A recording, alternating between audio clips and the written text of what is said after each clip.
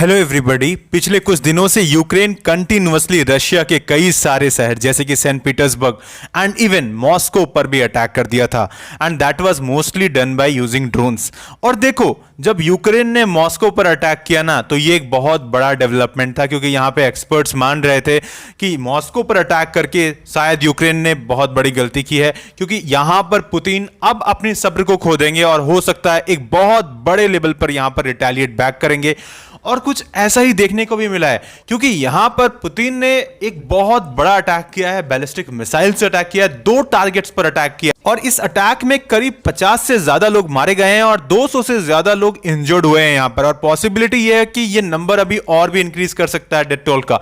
तो आइए समझने की कोशिश करते हैं इस पूरे डेवलपमेंट को। But before starting this lecture, I welcome you to Sriram's IAS, an institute serving the nation since 1985, and if you have not subscribed this channel so far, do subscribe and press the bell icon for more update regarding world affairs।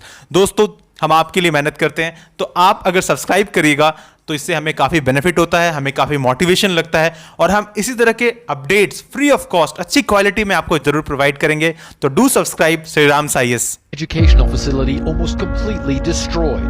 Dozens killed here, the Ukrainians say, when 2 Russian ballistic missiles struck, leaving those on the ground with no time to get to bomb shelters. More than 200 were also wounded and a nearby hospital damaged, Ukraine's president irate. The Russian scum will undoubtedly be held accountable for this strike. दोस्तों, Russia Ukraine war काफी नाजुक दौर से गुजर रहा है और यहां कभी भी एक बहुत बड़े लेवल पर एस्केलेशन स्टार्ट हो सकता है। कई सारे नेटो कंट्रीज भी यहां पर शामिल हो सकती है, ऐसा बहुत पॉसिबिलिटी बन चुका है। And even day by day हम इस चीज को देख सकते हैं कि ये काफी एक्सट्रीम होते जा रहा है यूक्रेन के कंटिन्यूअस अटैक के बाद।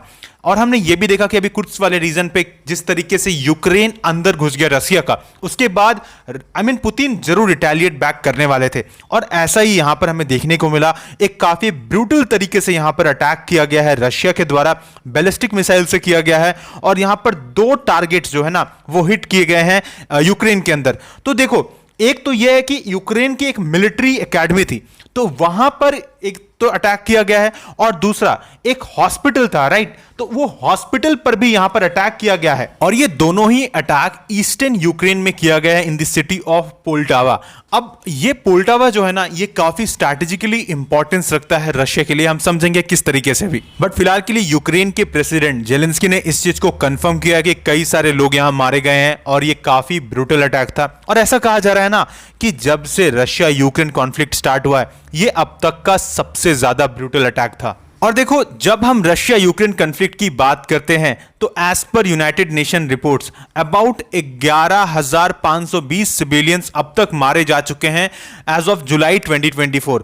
और दोनों तरफ से जब हम सोल्जर्स की गिनती करते हैं तो सोल्जर्स यहां पर करीब 5 लाख सोल्जर्स जो है ना वो मारे जा चुके हैं और इंजर्ड हुए हैं।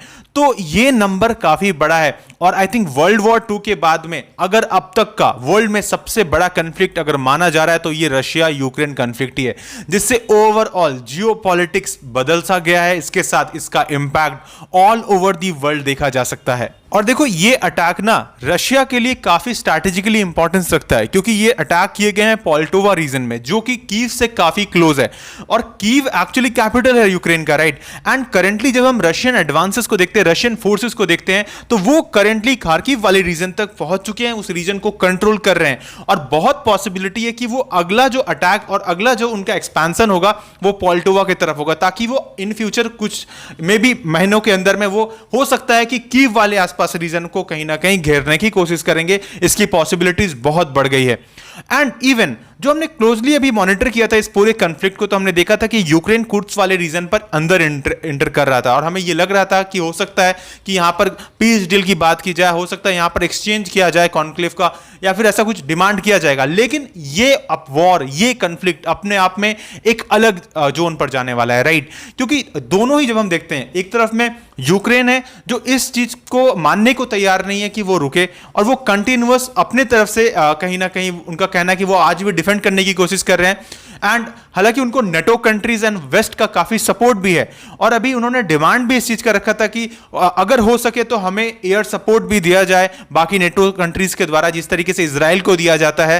एंड कई सारे एयर डिफेंस सिस्टम की भी आज हमें जरूरत है, तो यूएस हमें अपनी एयर डिफेंस सिस्टम भी प्रोवाइड करे। तो इस तरह के डिमांड यूक्रेन कंटिन्यूअसली कर रहा है, और रशिया दूसरी तरफ ना न्यूक्लियर थ्रेट दे रहा है। और ये बात कोई मजाक में लेने वाली चीज नहीं है, क्योंकि ये सीरियसली ये डेवलपमेंट हो सकता है। और अगर देखो रशिया कल को पोल्तोवा वाली रीजन तक कंट्रोल कर लेता है, तो आप समझ लो कि ईस्टर्न यूरोप का एक बहुत बड़ा हिस्सा रशिया अपने अंदर कर लेगा। तो ये एक बहुत बड़ा डेवलपमेंट होगा। अब देखने वाली बात है कि यहां पर वेस्ट और बाकी नेटो कंट्रीज का क्या रिएक्शन आता है और क्या डेवलपमेंट्स होते हैं अभी इन फ्यूचर। और देखो अभी इस अटैक के बाद ना जेलेंस्की भी पूरी तरीके से बौखलाए हुए हैं, जहां पर अभी हमने रिसेंटली देखा कि उन्होंने अपनी जो डिप्यूटी पीएम है उनको फायर कर दिया है, और दूसरी तरफ जो चीफ ऑफ स्टाफ है उनको भी फायर कर दिया गया है। तो अभी यूक्रेन का स्टैंड क्या होगा, तो ये भी काफी इंटरेस्टिंग होगा, और काफी देखना पड़ेगा कि क्या यूक्रेन अभी और भी माने एस्केलेट कर सकता है इस वॉर को, क्या और भी ज्यादा स्ट्रिक्ट कुछ एक्शंस लेगा, तो ये देखने वाली चीज होगी। और दूसरी तरफ में क्या रशिया और भी बड़ा अटैक प्लान कर सकता है यूक्रेन पर, तो बहुत सारे डेवलपमेंट्स यहां पर हैं। एंड इसका जो जियोपॉलिटिकल इंपैक्ट देखने को मिल सकता है वो बहुत बड़े लेवल पर देखने को मिलेगा इन फ्यूचर। अगर कल को रशिया अगर न्यूक्लियर वॉर जैसा कुछ स्टार्ट करता है, तो उस केस में इंडिया का स्टैंस रशिया के लिए हो सकता है चेंज होगा, क्योंकि हमें तब सामने आकर यहां रशिया को हमें बोलना पड़ेगा कि आपने गलत किया है, हमें रशिया को क्रिटिसाइज करना पड़ेगा यहां पर।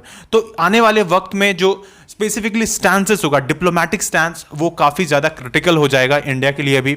तो उस सिचुएशन में ये काफी इंटरेस्टिंग होगा कि हम अपने डिप्लोमैटिक स्टैंसेस को जैसे आज बैलेंस करके चल रहे हैं, क्या वो हम फ्यूचर में कर पाएंगे या नहीं। So I hope you understood these developments, and अभी जो भी अपडेट आएगा फ्यूचर में विल डेफिनेटली प्रोवाइड यू। आप हमारे चैनल के साथ में जरूर जुड़े रहिए, इसके साथ आप सब्सक्राइब करना मत भूलिएगा।